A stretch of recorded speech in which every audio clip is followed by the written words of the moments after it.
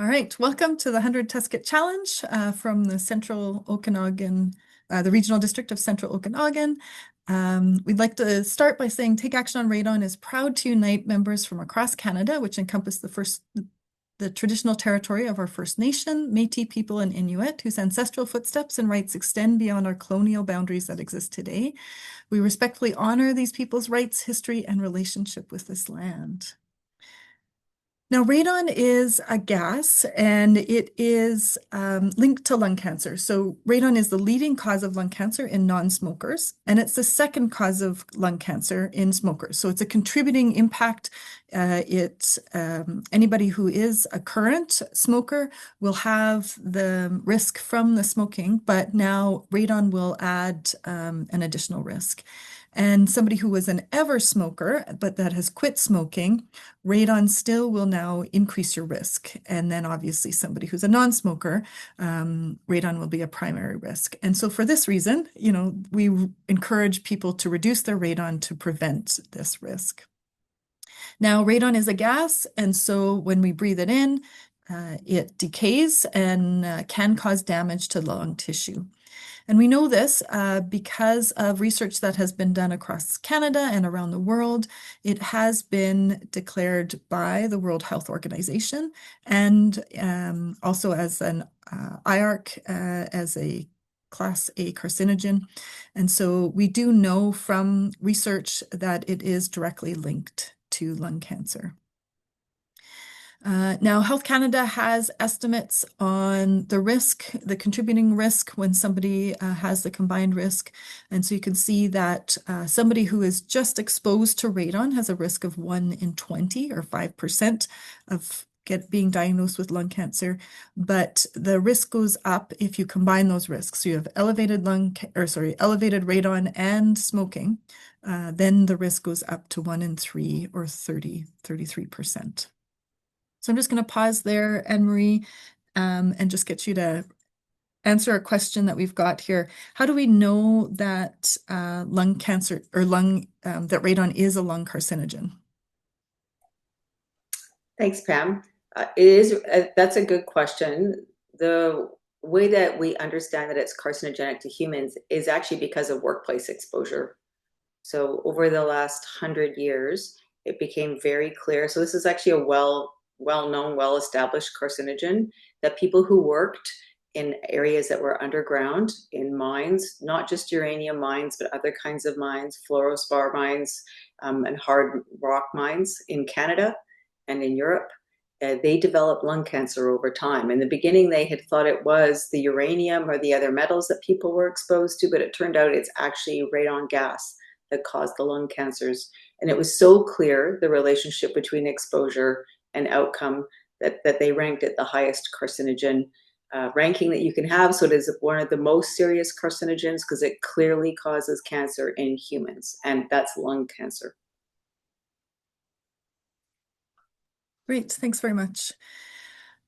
Now, Health Canada has guidance for radon levels. So when you test your home and you receive a radon report, if your levels are above 200 becquerels, then their recommendation is to reduce it to as low as possible.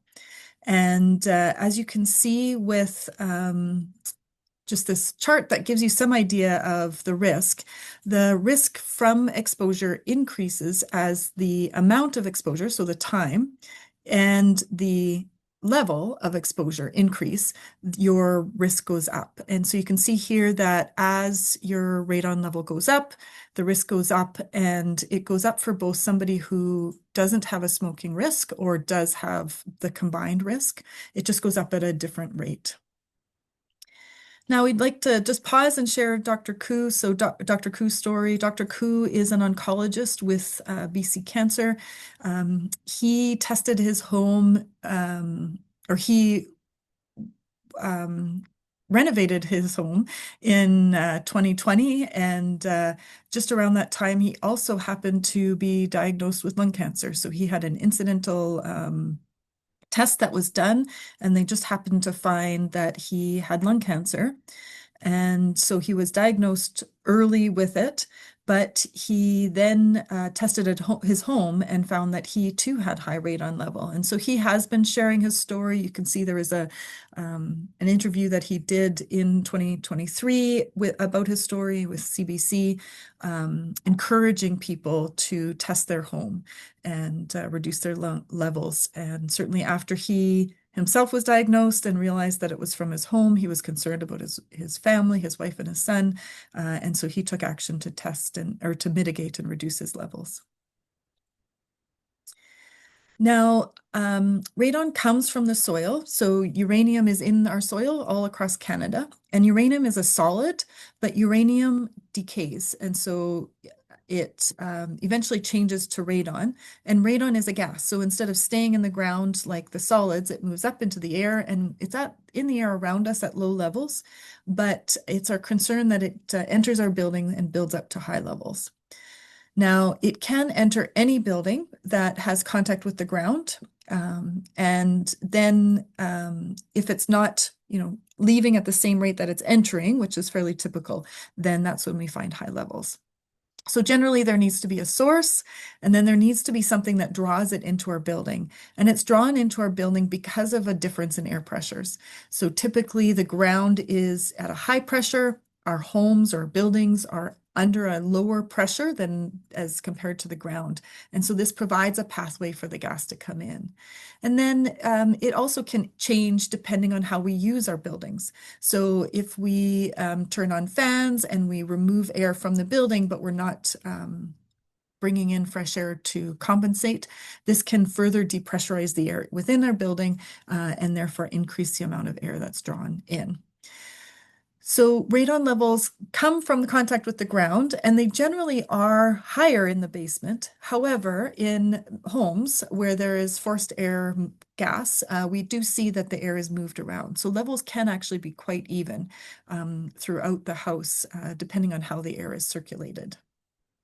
And it can come in through any entry points, openings, cracks, sump pits, crawl spaces, but really even small entry points that you may not see just because of finishing and such within the house.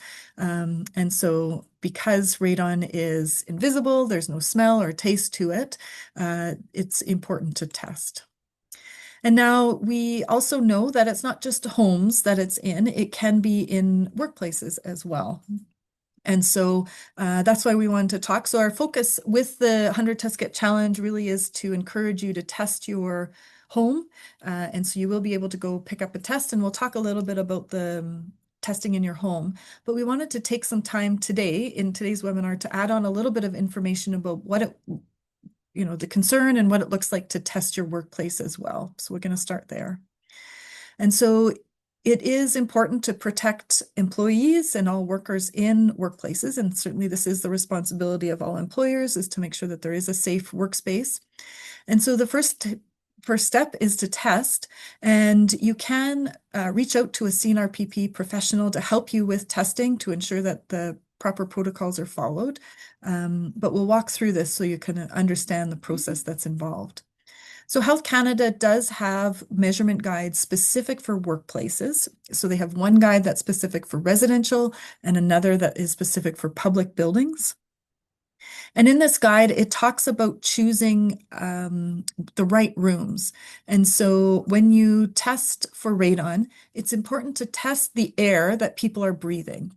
And sometimes when people test, they look at finding the radon, but the concern is what you're exposed to. So think about testing your breathing air. So when you look at a workplace, you want to think about testing the whole footprint of your workplace. So that may mean that you're part of an entire floor of one building, or it may mean that you're, just a part of a floor of one building. So, whatever that looks like, you can kind of consider the, one level of your workplace and try and consider testing the full footprint of that space.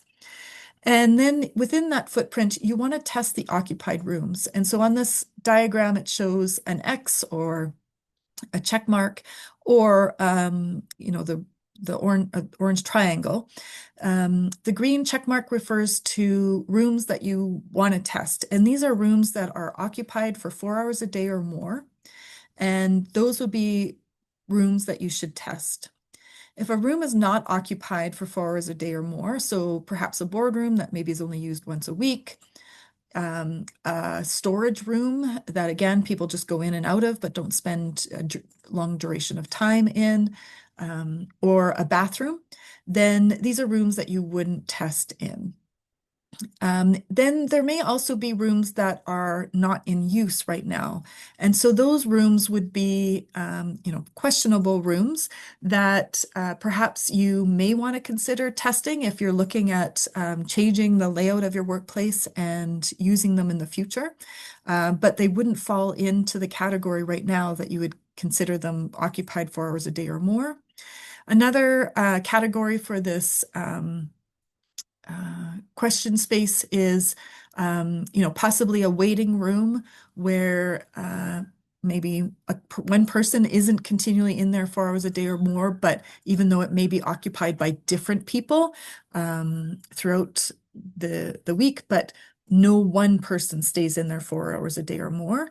But in spaces like that, you do want to consider a receptionist or a worker who might be in that space 4 hours a day. So, there is, just consider that as well. And then ideally what you want to do is you want to test in a building. So when you're looking at a workplace, you as an employer want to consider it from making sure that your workspaces are tested. But then from a building perspective, we want to make sure that the full footprint of the building is tested as well. And so this gives you a little bit of diagram of how to ensure to test all the ground contact layer. And so depending on how occupied rooms go together, ideally what you want to do is test occupied rooms up on floors until you test the entire footprint of that building. Okay, so that's specific to workplace testing. If you are testing a workplace, you do need multiple tests, and so that gives you a little bit of highlight of how to test. And again, there is guidance and there is certified professionals that you can reach out to help you. But now we're just going to go in and talk a little bit about whether it's important to test workplaces. And so Health Canada has done federal building testing, and they've been providing their information of their results on their website. So if you go to this link, you can find that there is their data online. And if you do work for a federal building and you're curious about some of the information, here is their contact information. And so you can certainly reach out to them as well and ask for information, either to be able to obtain a test, to be able to test your workplace, or to find out information if it has been tested. Now, as we summarize the results of their tests, you can see that 3.6% of the buildings that they tested were above 200. And then they give us a breakdown as we go up. So of that 3.6%, 3.1 were between 2 and 600, and then just under 1% was above 600. And so I'm just going to go to another report that we have, and this compares, so this is the percentage of homes by province that were tested, and then the percentage of workplaces by province that are tested. So you can see generally homes tend to have a higher percentage, higher likelihood of having elevated levels above 200 than workplaces do. But we do have workplaces across the country that are above guideline. You'll see the only exception here is in the Northwest Territories, and that really is because there hasn't been as much testing. And typically, the way we think about Northwest Territories is that the buildings should be built in such a way that they're up off the permafrost. But we have started to see some high levels there, so we do recommend everywhere test their buildings. And then another research that we can point to is Carrick's Canada. And so, Anne-Marie, I'll get you to come in and talk about the research that was done to assess radon exposures as compared to other indoor air carcinogens. Okay, thank you, Pam. So I used to lead the Carrick's Canada project, which is a national project where we tried to contextualize the carcinogens that Canadians are exposed to allow the government to prioritize where we should be spending money to reduce exposure, to reduce the burden of cancer across the country. And we did this for different things like water and outdoor air. And then this is the map of indoor air carcinogens.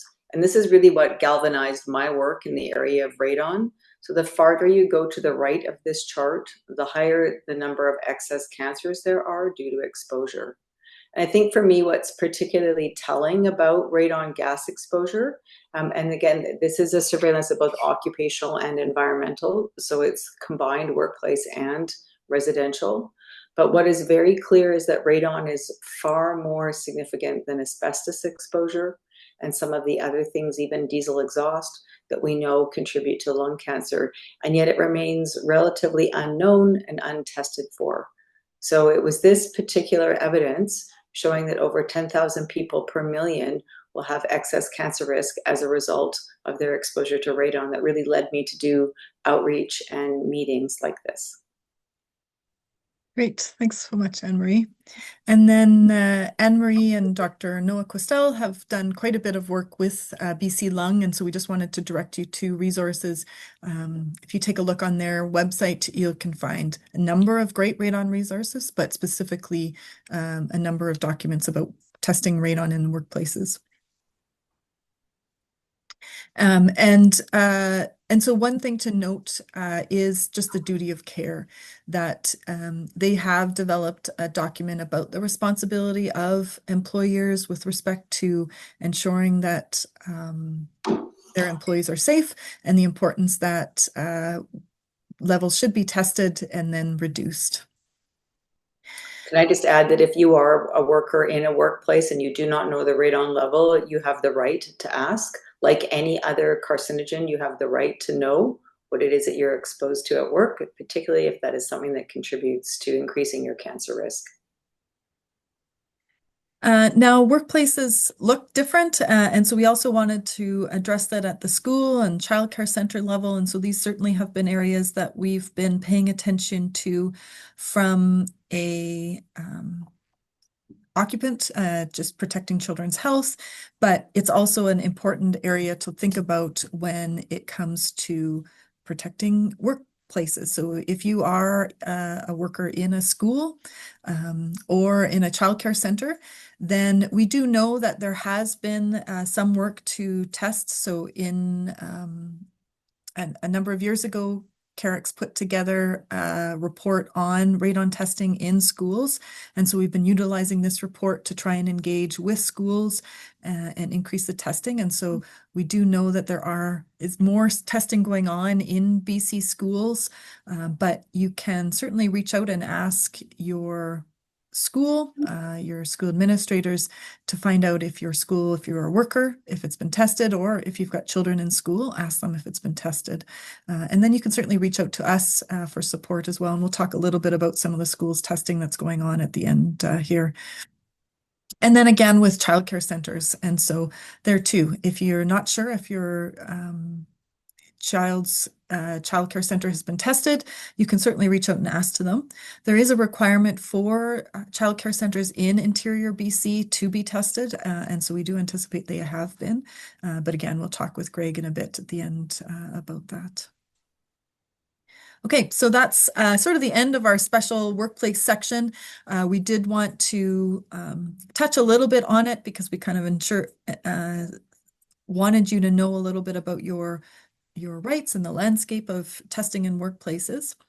From a perspective of our 100 Test Kit program, we encourage you to test in your home and so some of the data that we've seen, we talked a little bit about the chart previously that they were seeing higher levels in homes than in workplaces.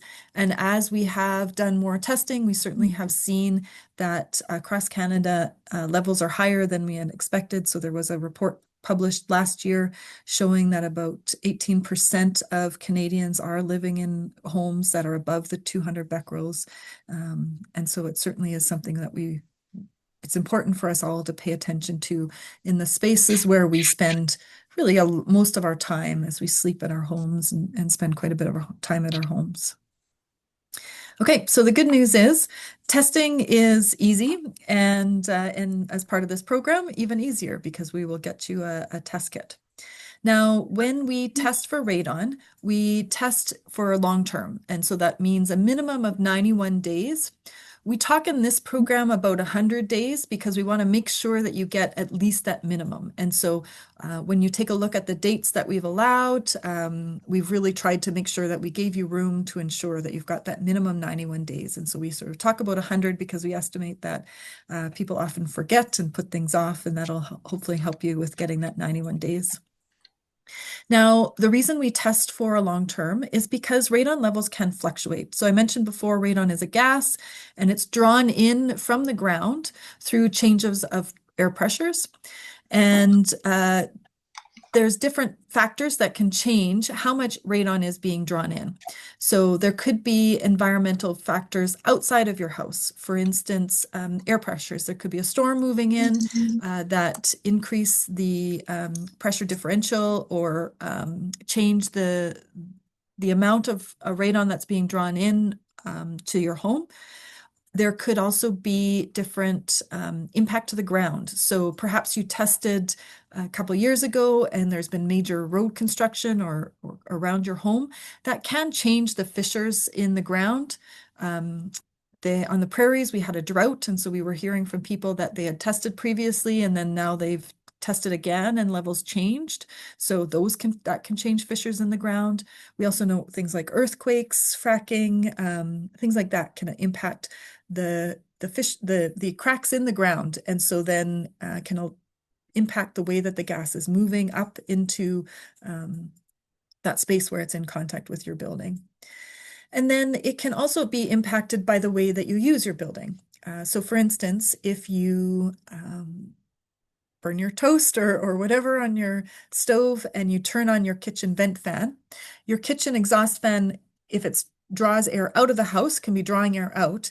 Now that can depressurize your building envelope, and the building will try and recoup that air. And so typically, if it doesn't have anywhere else to draw it from, if there's no replenishing air, then it will draw it from the contact with the ground. Bathroom fans, dryers, things like this can also draw air out of the house, and so it wants to replace it. And so all this is just to say that, levels can change. And so Health Canada recommends that you test for the 3 months so that you get an average of your home, level of your home.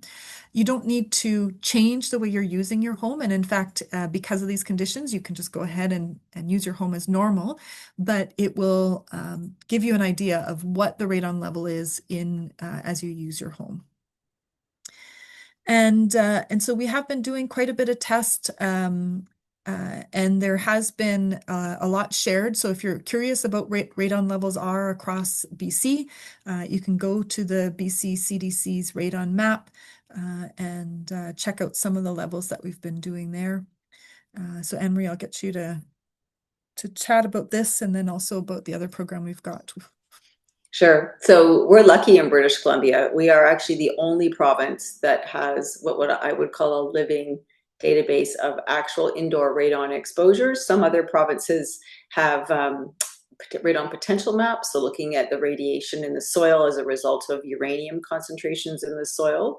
And Nova Scotia has a pretty good map, but ours, I like to think, is the best. It's updated annually as we learn more about testing initiatives in different regions. It has been optimized for your cell phone, so you can now look at it while you're out and about. We find that it's handy for realtors because we're really encouraging people to talk about radon during property transitions. You can look at it by your local health unit. You can choose, you can see this big box here up on the top left side of the screen. The geographical boundary can include your municipality. And what's handy about the map is it actually tells you how many homes have been tested. So if you live in an area where there's tens of thousands of people and only 40 homes have been tested, then for yourself, you can work out the fact that that's not truly representative. But what we've seen over time is a much higher degree of radon in the interior part of British Columbia. This has been a surprise to the federal government when they first started looking at radon in the 1980s. They really only tested Vancouver because that's where there were the most people. And they kind of said, oh, BC doesn't really have a radon problem. But what we've learned over time is that that's not true, and that a lot more testing has really clearly shown us that this part of the province in particular does have some of the higher levels actually in Canada. So this map will allow you to explore a little bit what goes on. You can't tell whose home is what. It's not like that. It's all jittered and aggregated so that you can just get a general sense, but it tells you the levels and then how many are very high and then what the actual number of homes that have been tested are. And it's publicly available. And please tell your friends because we want lots of people to be using it.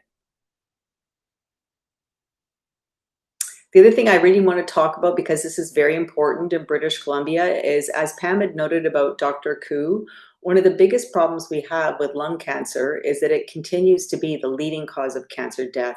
And I suspect that everybody on this call today knows at least one person with lung cancer.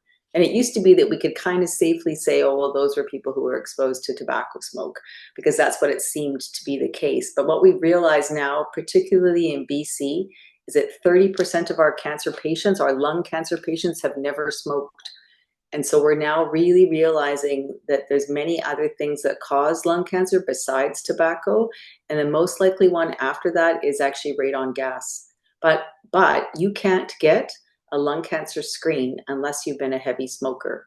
And we're trying to change that in BC. So if you do test high, if your house comes back above 800 becquerels, or your workplace, and I would challenge them on this, if your workplace is 800 becquerels and you've been working there for over 3 years, I think you could also be eligible for a low dose CT screen for free.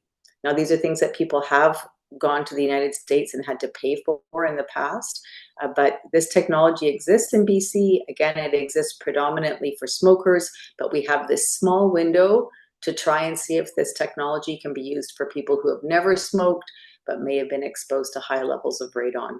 And the earlier we know whether or not you have nodules or changes to your lung tissues, the more likely it is that you're going to be alive in 5 years after.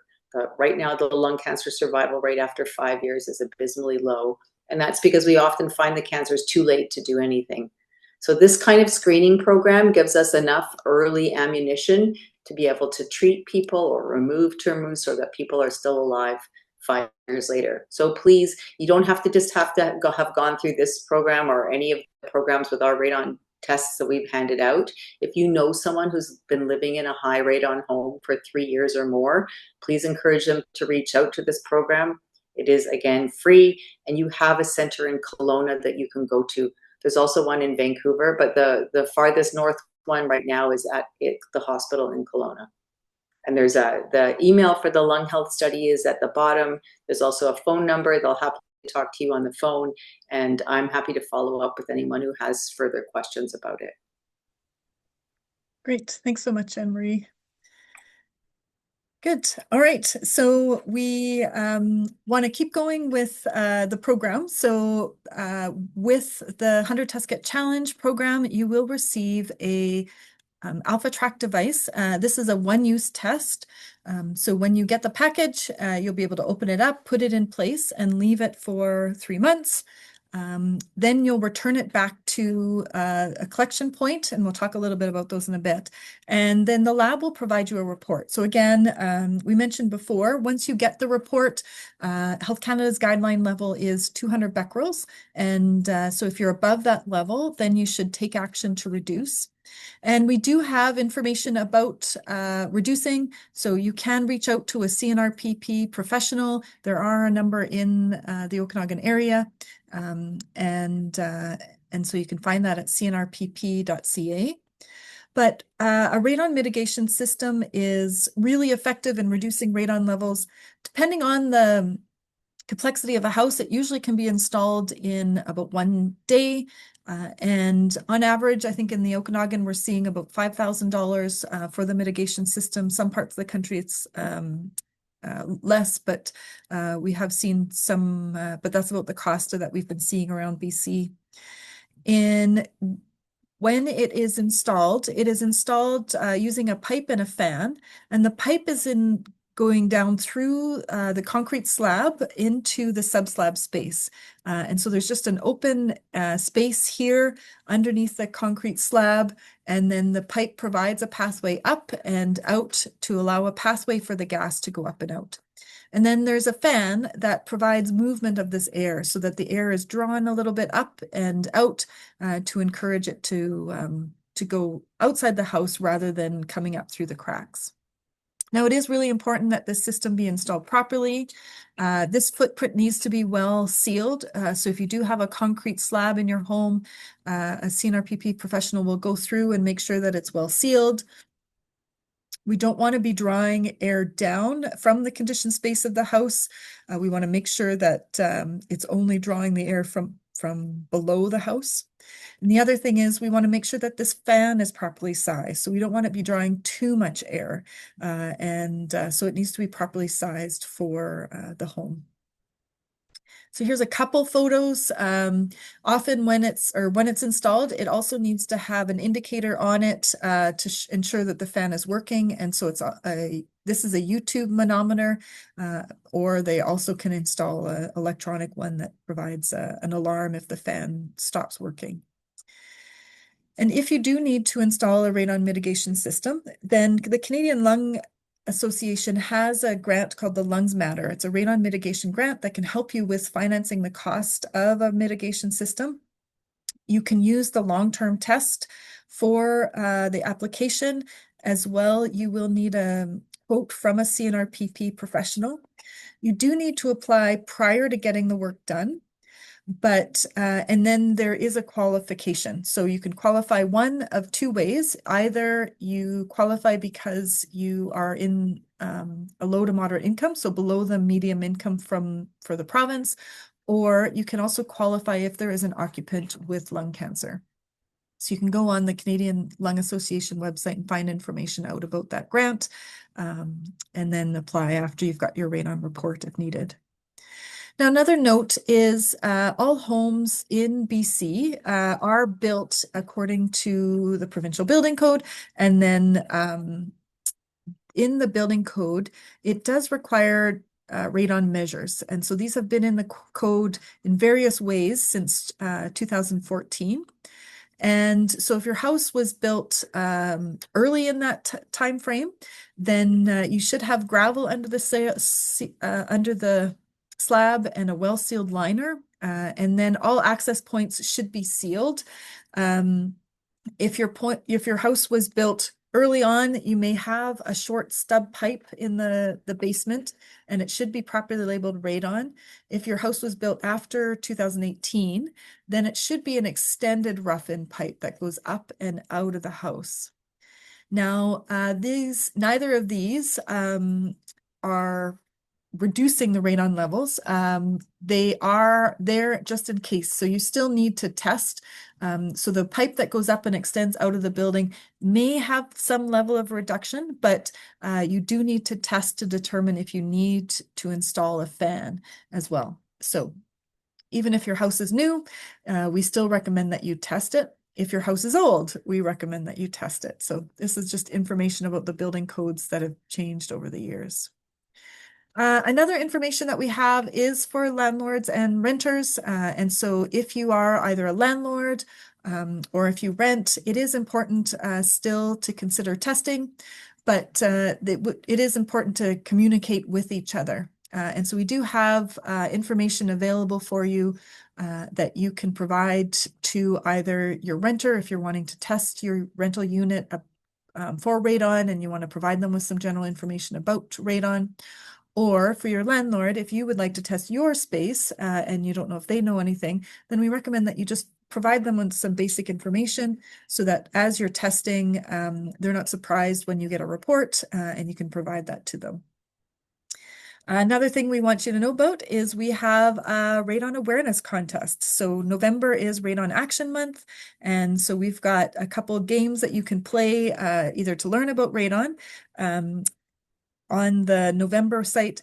And then we also have a contest. So if you share information as you're learning today with somebody about radon, just take a picture that represents it, and then you can upload it and enter our contest for some fun prizes. We've got a paddle board, a KitchenAid stand mixer, Fitbit, and some other gift cards, and then weekly gift cards. So check out november.ca. So that's KNO BEMBER.ca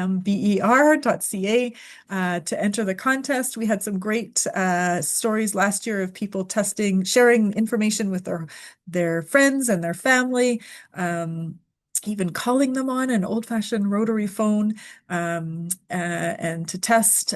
So check that contest out. We also have a game where you can go and learn about radon. So check out the radon game as well. Okay, so for participating in the 100 Test Kit Challenge, the first steps will be starting next Monday, you'll be able to go in and pick up your radon test, and it will come with instructions on how to place it. Then you will need to go log on to record your contact information and your start date. And then that's it. Then you leave it in place for the 100 days and then return it back to the same location that you picked it up from. So when you take out your radon kit, you can set it up in a place in your home where you spend time. So think about a room in your home where you spend 4 hours a day or more. So again, start with your basement. If you've got a bedroom or a home office in your basement, then you would put it there on a table or a shelf in that room. If you don't spend 4 hours a day or more in your basement, then think about the next floor. So think about a room in your main floor where you would spend 4 hours a day or more. Again, a bedroom or a home office or maybe a family room, and put the radon detector in next to on a table or a shelf in that space. And then once you've set it up, then we want you to record, we need some information from you. So we want you to go to our start survey. There's information on the instruction sheet or on your envelope about how to access that form. And on that form, there are some mandatory information that we need. So we need your name and contact information, your email, as well as your address so that we can provide you with a report. But then we also are doing research. And so you can also answer some additional questions about your house if you want to help us with some of that research. There will be a point where it says, you're done all the mandatory questions. Do you want to keep going? And so you can answer yes or no there and provide information on the optional survey. Now, for 10% of you, you will receive a duplicate test. So you'll receive 2 detectors in your envelope, and those are part of our quality control program. So we ask that you set those up side by side. So again, you're going to pick your room and then your location, and then you're going to put them in place just right one beside each other. They come in their own package, so just cut them open and place them together. And then there is a spot on the survey that if you have 2 to put both serial numbers there. Okay, and so that is how you start the test. And then at the end of the program, you can just take your detector and drop it off in a box at the collection spot. And there is also a survey at the end. So again, there's some mandatory information that we need from you just to confirm your start and end survey together with your serial number. And then there's some optional questions that you can complete. And after you have dropped off your kit, it takes about 6 to 8 weeks, but you will get an email with your radon test report. It looks something like this, and it will provide you with information about your radon level. And so you can take a look at it. We also email you a PDF document to help you with understanding your report. And so this individual report is only confidential to you. So Enrich talked about the fact that we do summarize information and share it with the radon map, but that is summarized up as a group. Individual information is not disclosed to anyone but yourself. So. And then in addition to the BC CDC map, we do also have community reports that we've been updating through the years that we've been working together with these communities. So you can go online and find individual community reports from past years. And again, those are summary reports. We don't identify any individual home or anything in those reports. Okay, so I will get Nancy to join us and just answer any questions. You will have registered for a location where you're picking up the kit. On the email that you got from us, we did name it, so we should have reminded you where in case you forgot where you're picking it up. But here's the locations. Hey, Nancy. Hi, thank you. Yes, basically, uh, first, thank you because you already took the step to register, and the second, just to participate in this webinar. Next week, starting Monday, you can go and pick up your detector, and at your collection point. In some of the municipalities, you can just go to the customer service, or some municipalities will have a table set aside so you can put your name. Basically, you just need to find your name on a list. There's going to be a printed list, and either they will ask for your name and find your last name and register the serial number of the detector that you're getting. If it's a staff member or if it's a table set aside for you to do it, please be sure to write down on that register, on that piece of paper, your serial number, because this is a way for us to track which detector you got, besides the survey, the online survey that you will have to fill out with Pam. But sometimes they say, hey, I forgot my serial number. Can you help me track that down? So I have also like that backup information, so I know which detector you receive. So yeah, just go to your collection point. The dates are there, the times, and just be sure to pick it up from Monday to Friday next week. And if you cannot make it this next week because you're going to be out of the country or on vacations or whatever, just ask a friend or a family member. As long as they provide your name, they can pick it up on your behalf, because it will be very difficult. Sometimes already people asking me can you hold it? Like, I can't, because we have 187 people on a waiting list. So if you don't pick it up those by Friday next week, they will be just reassigned to the people who's waiting, and hopefully get one for free. So just be sure to go and pick it up, please. And yeah, Pam she will continuously send you emails to remind you. And once you get your detector, please open it up and just don't forget about it, because then, oh, I forgot 1 week or 2 weeks. Just open it up and start your 91 days. As long as you pick it up, you will receive some emails around March to remind you to go and drop it off at the collection points again. So that's basically as the drill. And all that, I just wanted to remind you that all the pages and resources, the BCC map, the long health check, email or phone, you can find them, all those links in the rdco.com/radon, the page where you register to get this detector. So all the information is there. Yeah. Perfect. Good. So you can go in, pick up your tests next week. If you can't get in, it is a high demand program. And so that we do have a lot on the wait list. So as Nancy says, after that, it will be first come, first serve for anybody that's registered. Okay. And then at the end of the testing program, the drop off is the same location. And although it's important that you pick up your detector from where you registered, when it comes to March and you're dropping off you can drop it off to any location. And so here are the locations for the drop off. Good. All right. Well, and so that's the program. So if there are any questions, we're happy to take them now. But just a quick reminder, if you have registered for it, we want you to go pick it up, start it, and then record your serial online. Ideally, we would like you to use the same email throughout the whole program, and we will be sending you emails. And so if you start the test and you record it online, that will trigger our system, so we shouldn't send you reminder emails. But if you use a different email throughout the process, you may kind of get some extra reminders from us. But we do send reminders because we think we understand that people forget things, so we want to make sure that to help you. All right, and there is our contact information. So we are, as Nancy said, there's the website for RDCO where you can find more information.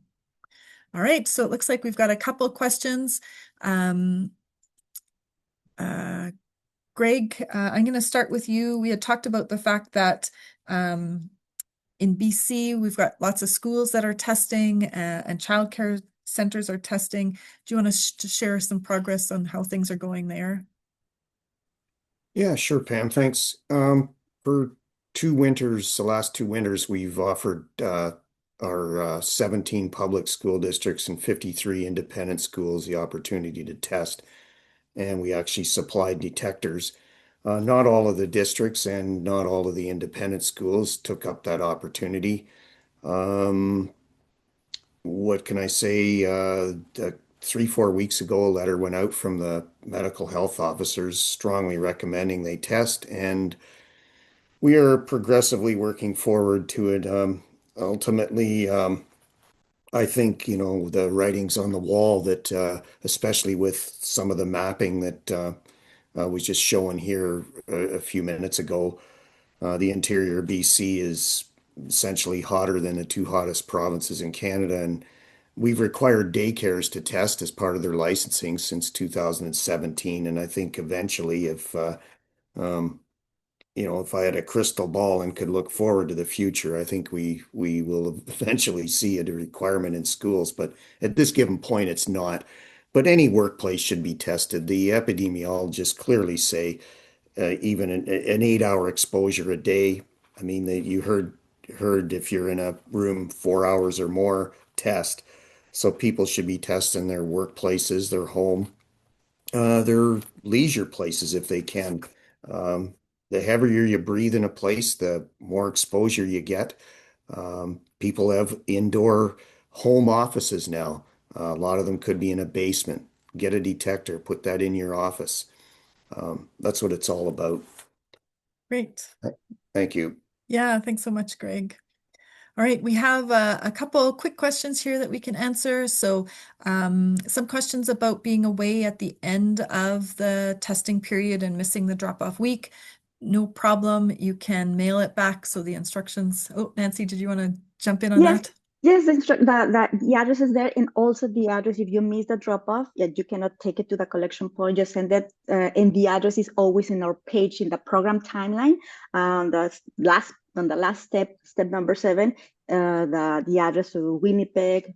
It goes directly to Pam, so you can mail it. But the cost, the postage, everything is at your own cost. That's why we have this specific day, so you can drop it off and you don't have to pay for the postage.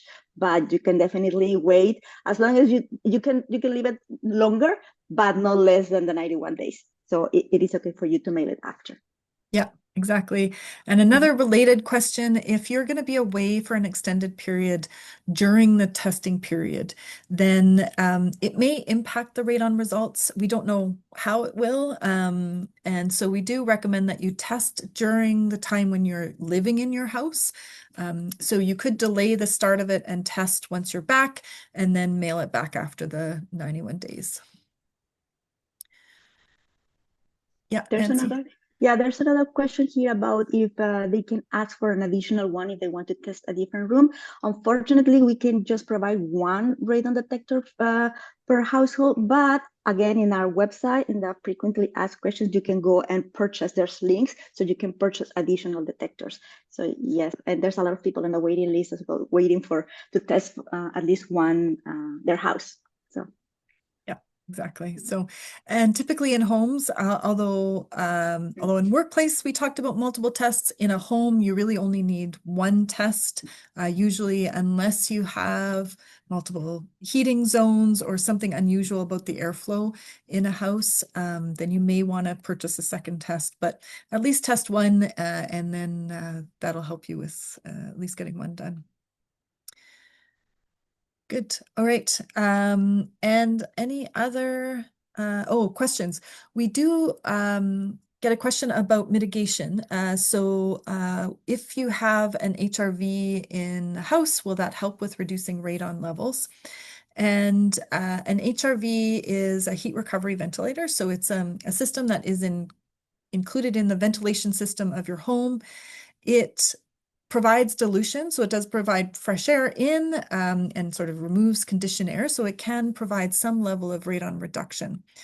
But the thing to note about an HRV is it can get out of balance. And so if you haven't maintained it or balanced it recently, then it could be drawing less air into your home than it is removing. So what happens is the filters get clogged, and so not as much air comes in as what previously, but the same amount is being drawn out. And so it can actually increase your radon levels. So we do recommend that if you do have an HRV, that you test and make sure that you reduce the radon levels. All right, Anne Marie, there's a question about the best room to test in the house. I'm going to send that to you. Sure, thanks. As Greg had mentioned, it's going to want to be a room that you spend 4 or more hours in. A bedroom is usually a good idea, unless you have a home office in the basement that you spend a lot of time on. So if I had a second floor bedroom in a house, but I also had a basement or ground level office, we know that many more people are working from home.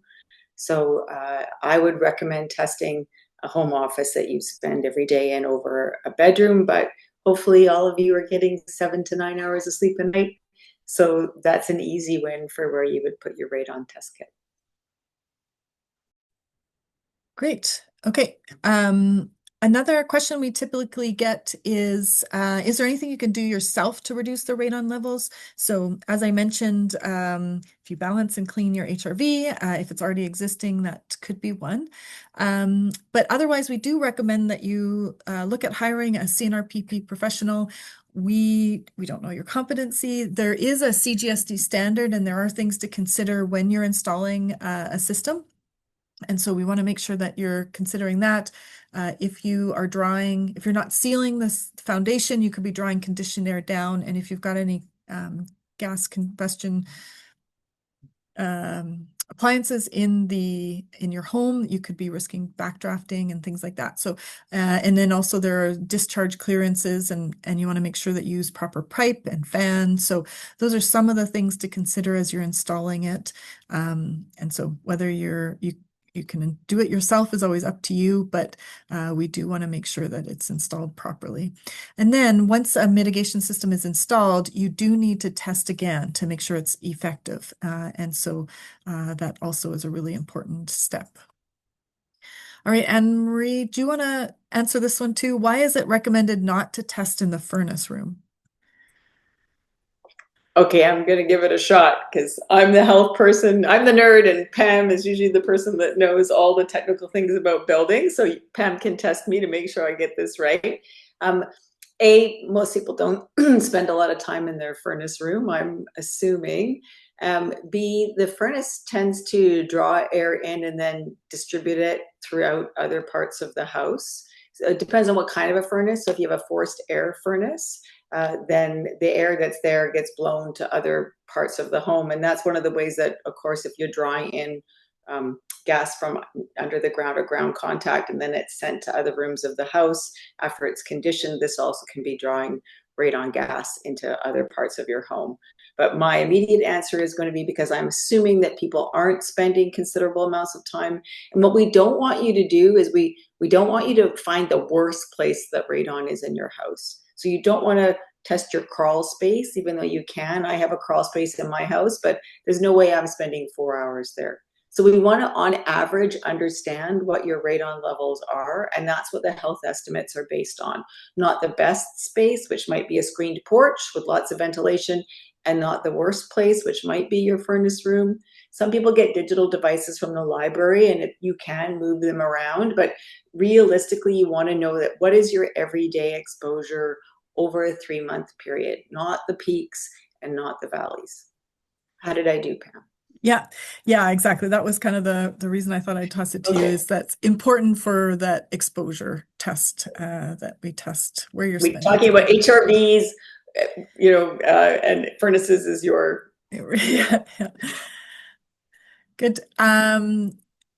Oh, another good question is, what do I need to know if I do have high levels to ask a mitigation professional? And so we do have some questions on the CNRPP website that will guide you so that you can differentiate from somebody that you want to hire. Radon mitigation is a new thing, so you don't even know, may not even know what questions to ask. And so there is a list of questions on the CNRPP website to help you with that as well. Good. Yeah. And another question about we have a sump pit in our home. And so, do we need to seal that up before testing, or can we test our home before we seal it up? And so good question. Right now, because we recommend that you test during the heating season, if it's something that you could quickly seal up, often the sump pit is an area that does have elevated, allow, gas to come in from your subslab space. And so it is an area that we do recommend sealing. But if you don't have time or aren't going to seal it now, then you may want to test, then consider sealing it as part of the actions if you do need to reduce the radon level later. All right.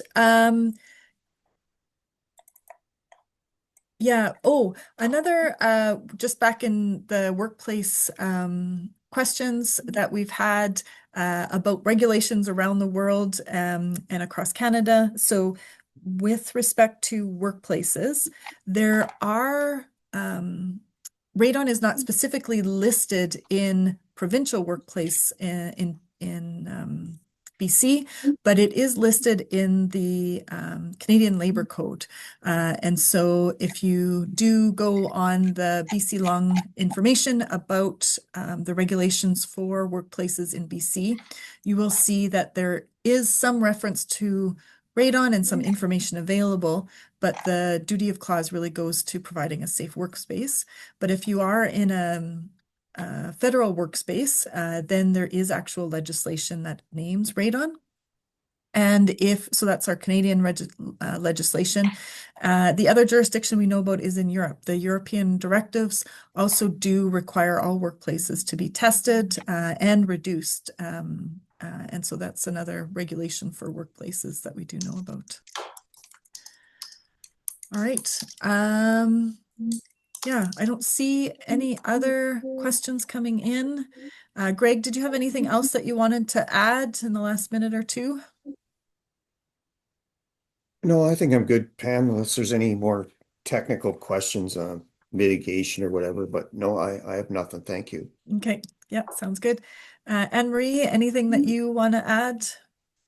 Well, just to thank Pam and Nancy for making free test kits available in this part of the province where we know radon can be a serious issue. So thank you so much to both of you for your commitment, and Greg for all of the hard work that he's doing. And we do eventually are able to augment our own provincial resources, and we're really pushing strongly for provincial programs to help people with testing and mitigation. Right to your elected officials, tell them we want a radon program in BC because we really need one. It would be great if we had a mitigation grant program where the government contributed to helping people mitigate their homes. So anything you can do to raise awareness now that you know, and encourage the government to take action as well. We're doing what we can, but we know that more can be done provincially. So I just really thank you all for wanting to test your home and being curious. You've learned a lot now. You know more about most people than radon. So please, you're now our new ambassadors. Please go out and spread the word. Perfect. Thanks, Anne-Marie. And just one last question slipped in here about radon rough-in and new construction. So my house is built in 2022. And so any house that's built then should have an extended rough-in. So it should be a white pipe that goes up and discharged out of the house. So you may be able to see the pipe coming out at the end, the roof. So it should be a white pipe, 4-inch pipe installed in the house with no fan. All right, Nancy, any last words from you? No, just thank you so much. And don't forget to pick up your detector or ask a family member or a friend to go and pick it up next week. Yeah, thanks. Perfect. And we do want to say thank you to the Regional District of Central Okanagan for making this program possible. Really appreciate you, Nancy, as well as the support from the RDCO. All right, and Greg, thanks so much for joining us as well. Always great to have you on. And Anne-Marie, thank you. And thank you all for joining us. Really appreciate you. Hope you have a great day and pick up that detector next week. Yeah, bye. Bye.